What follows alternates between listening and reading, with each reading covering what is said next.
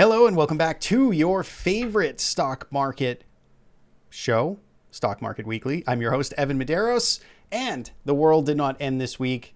We talked about a lot of risk factors last week for the market, the bear food that was on the table, and none of it manifested, at least not yet.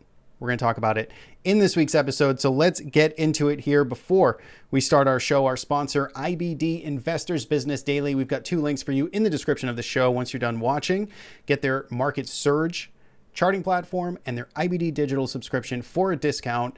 Start your membership this weekend. All right. First is first here, regional banks. So this is the KRE. Let me get out my trusty pen here. We talked about the credit events that unfolded last week, and there were at this point and seem to be even now isolated events. This was Zion's Bank and Western Alliance that had reported loan frauds, and the market sort of sold off aggressively here on the news of that. And so far and throughout this week, we saw no continuation. We saw no signs that the spread was in fact happening, right? So markets rebounding, safe from that, again, for now anyway. Big risk factor to the market, of course, was the escalation of tariffs between President Trump and China. Now we have a meeting on the books for next week. We'll see if it happens, and we'll see if any resolution can come out of it, or at least some progress, I suppose, is what we could hope for. But markets' concerns a little bit more eased here, right? We also talked about, back to this other one, is kind of the SOFI rate, but just generally speaking, high yield credit and what we're seeing out there in terms of stressors all kind of flatlined and did not get worse this week. We also got CPI out on Friday, and this was, kind of cooler than expected here. So CPI was kind of a pleasant surprise for the market. And so you take all these factors, right? All these things we outlined. We said, here's all the food on the table for the bears, the excuse to take this market down, the excuse for one or more of these things to spread or continue to be a problem for the market. That is what can take us down from this range. And we very clearly said, if none of these things can manifest, then expect the market to move higher, to climb the wall of worry, right? And that's exactly what we got this week. That's not a prediction call. That's just the reality of this, kind of the situation. That's what we do, is we present the good, the bad, and kind of the scenario that we have in front of us. So this week we got all-time highs. Dow Jones here, all-time highs, grinding up. S&P 500 closing at all-time highs. Now notice all of these markets had a little bit of volatility this week. It was mostly Thursday and Friday where most of these gains escalated from on the heels of that inflation report. But we did get a little bit of intra-week volatility. Nonetheless, all-time highs for the S&P 500, all-time highs for the NASDAQ 100. All-time highs for the semiconductors, right? Going sideways now for a handful of weeks and breaking out. All-time highs for emerging markets, or is this maybe multi-year highs? There might have been an all-time high higher back in the early 2000s. All-time highs for international stocks as well. So needless to say, a very kind of resilient market here, as none of those risk factors really played themselves out in this short period of time. Russell 2000 was the leader this week, 2.5% up, but everything else was pretty darn close, 2% across the board. Here's the S&P 500. Again, a little bit of turbulence to start the week, a dip on Wednesday, a little bit of a shakeout perhaps, and then it was off to the races into the end of the week where we made those all-time highs. Volatility index back down to 16. So we were north of 20. We actually had this print all the way up to about 28. And if you take a look at where the VIX is now, we have gone round trip and right back to the starting point. And the starting point of risk is where those tariff escalation threats came out from President Trump. We have now retraced the 16-point to 28-point move in basically a week and a half. I've said it once, I'll say it again. The responsible trader that is managing risk very tight with tight stops, this is just a continuation of a very frustrating market, because as soon as you start to see that risk escalate and you start to see the sell-offs, manifest, right? and you take your exits or you take down exposure or you start to get defensive, that's where the bid shows up, or the lack of follow through selling sort of goes away. Dollar index was on the rise this week. Still, finding, kind of a rally off of the lows from mid-September.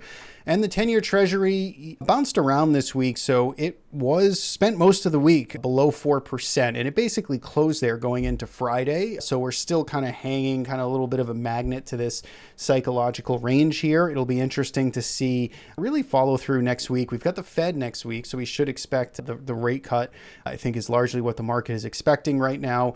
Again, those things are kind of priced in. So, and that is the short end, of course, what the Fed is dictating there.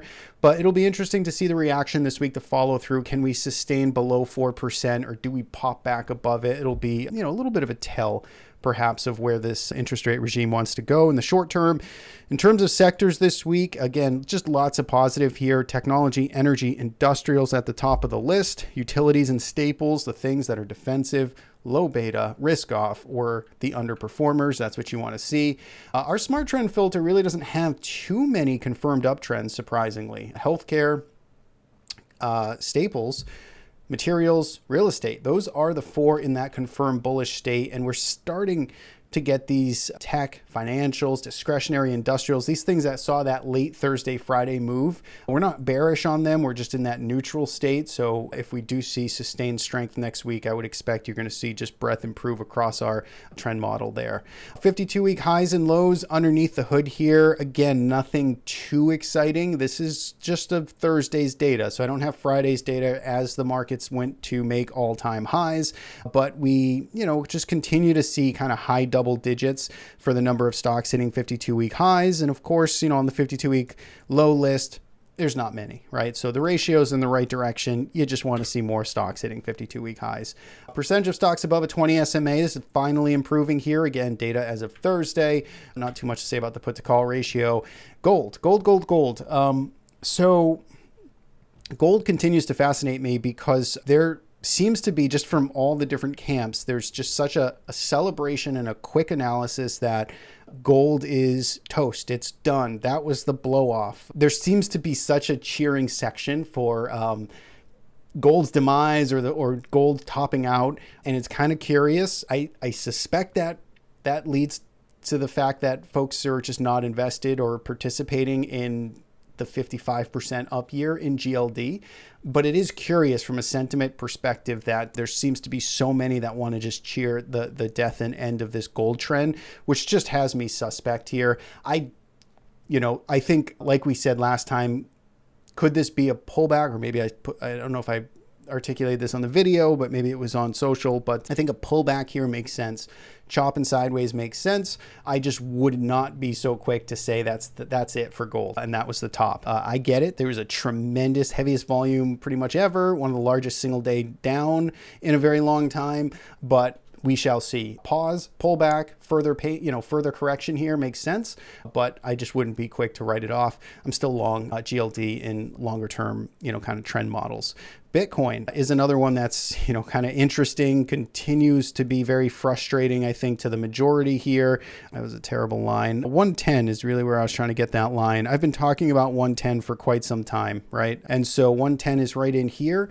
For the past 2 months, I've made it very clear. I think 110 is a good delineation line in the sand here. I still think that's the case. We've been below it. We've been chopping around it. We're starting to get above it. I tactically short term start to like Bitcoin more if it can continue to hold above 110. But our longer term models are not engaged in this anymore.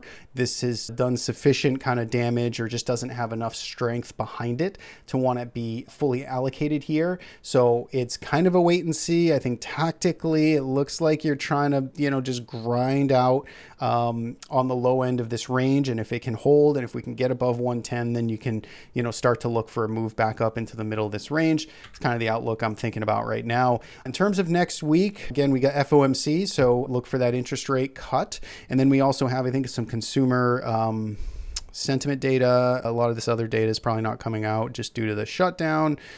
And I think that's about it. So I want to take a quick pit stop here, take a look at our models. Okay, so this is our members dashboard for our 3 different trading systems we're running here. And this helps kind of, take the data, show you how to actually perhaps build a portfolio on these various types of strategies. This is our long-term kind of all-weather, long-term growth portfolio. Galahad, still probably this more or less around the same amount of invested dollars as last week, about 87%. So very long the market still. Didn't get really shaken out of too many things, doesn't have a whole lot of its Bitcoin exposure on right now, but it's still riding risk. Again, still in gold, still in NASDAQ, riding risk long term, didn't get shaken out last week and continues to do the same. Next week, I'll probably have the updated month's performance, but that's our long-term model there, not worried about the short term. Now our short term swing trading model, completely different, right? This is only looking at, the next few days, let's call it, right? It's trying to position for the next few days. It is 100% cash. It doesn't actually get 100% cash too often.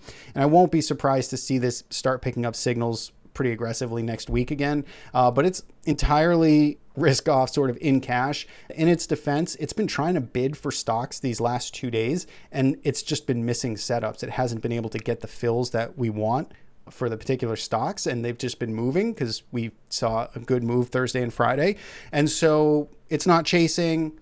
It's staying in cash, it's comfortable, it'll move quickly, and that's kind of what that model does in the short term. Now, our Quantrockets momentum model, I've been doing a lot of development here. This is, in my opinion, something I think a lot of folks should be paying a little bit more attention to, is this bullpen, this list of stocks that we are really all over here in our Quantrockets model. It's having a fantastic year, really riding a lot of good trends, in the really just like the industrial and energy build out. AI kind of CapEx thematic play right now. There's just some big winners there. Speaking of which, is Bloom Energy is one. And so I want to bring up Bloom Energy this week because this has been, again, a buy signal for us for the past almost 2 months. But last week, right, we talked about getting that watch list ready for names that could be pulling back, right? And we talked about it really in the context of a bigger market pullback if that were to happen on the index level. But even though the indexes were pretty resilient, high beta momentum land saw some quick, fast pullbacks this week. And Bloom Energy was trading, 125, trading all the way back down to close to $90. So you had a swift, quick 25% correction here over a 5-day span, and now it's rebounding aggressively and off to the races again. And so this is what I mean about perhaps having that watch list, having the go-to set of stocks. That's what this Quantrockets is really trying to give folks here, is a platform to kind of look through and to look for those opportunities. Tesla here reported earnings. Stock initially sold off, buyers stepped in. I posted about this online, but it's been range bound now for full month and really hasn't gone anywhere. Our momentum model, it's kind of just, sitting here ready to be thrown out if it can't get its act together, which hopefully we can continue to stay in this, because I do think Tesla's got a good kind of trend in front of it.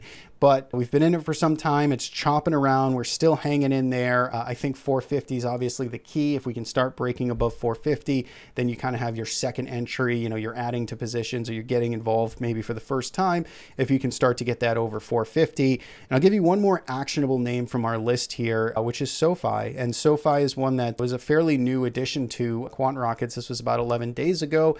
We're pretty much flat on the stock still. 28.55 was the entry.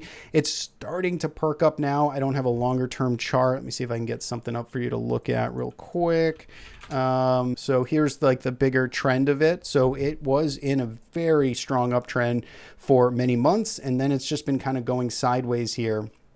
And so if this can start to break out and get some momentum over, call it $30 or $29.75 or so, then this could be off to the races. But we like it, we're in it, and it's just another more actionable name. There's of course more names on our list, but those are kind of the 3 standouts that I'm highlighting this week. So That's it for me. A pretty light week in terms of, I think, news flow. It was super busy last week.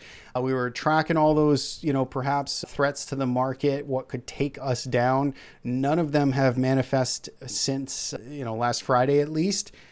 We're going to stay vigilant. We're going to trade with stop losses, right? We're going to continue to manage risk, of course, because that's what we need to do to stay in these trends and to participate responsibly. But bulls are back on parade here. We're getting into a very seasonally strong kind of bullish time in the markets. But of course, with some of those catalysts we talk about next week, which is a lot of earnings season coming out from the Mag 7. And then we have also the international traveling and diplomacy overseas by President Trump and all these trade negotiations. That's going to be front and center as well. And of course, FOMC. So it's a busy week next week and it'll be action packed, I'm sure. But hopefully this was helpful for you. We've got links in the description of this show. Thanks as always for tuning in. Hope it was helpful. Have a great weekend. We'll see you back here next Friday.